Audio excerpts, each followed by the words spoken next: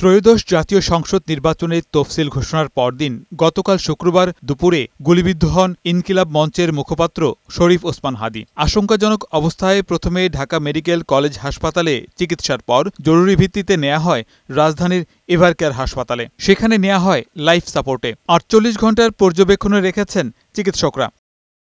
শনিবার সকাল থেকে ওসমান হাদীর শারীরিক অবস্থার খোঁজ নিতে এভারকেয়ার হাসপাতালের সামনে ভিড় করে ইনকিলাব মঞ্চসহ বিভিন্ন সংগঠনের নেতাকর্মীরা।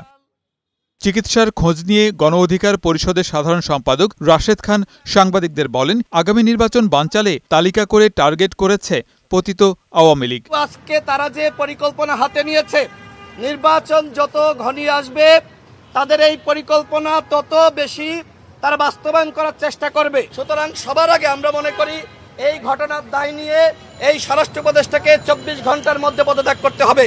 এই স্বরাষ্ট্র উপদেষ্টা তিনি কোনোভাবেই আমাদের নিরাপত্তা দিতে পারছেন না। ওসমান হাদীকে গুলি করার প্রতিবাদে রাজধানীর শাহবাগে বিক্ষোভ সমাবেশ করেছে ইনকিলাব মঞ্চ।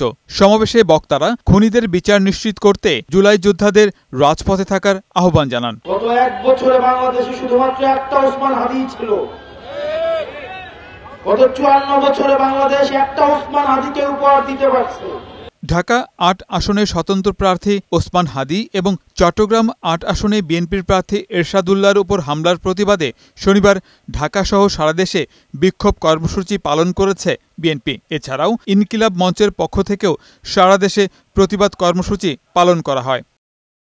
এদিকে হাদীকে গুলি করার ঘটনায় সন্দেহভাজন ব্যক্তির ছবি প্রকাশ করেছে ঢাকা মেট্রোপলিটন পুলিশ। সন্দেহভাজন ব্যক্তি সম্পর্কে কারো কাছে কোনো তথ্য থাকলে বা তার সন্ধান পাওয়া গেলে নিকটস্থ থানায় অবহিত করার অনুরোধ জানিয়েছে ডিএমপি।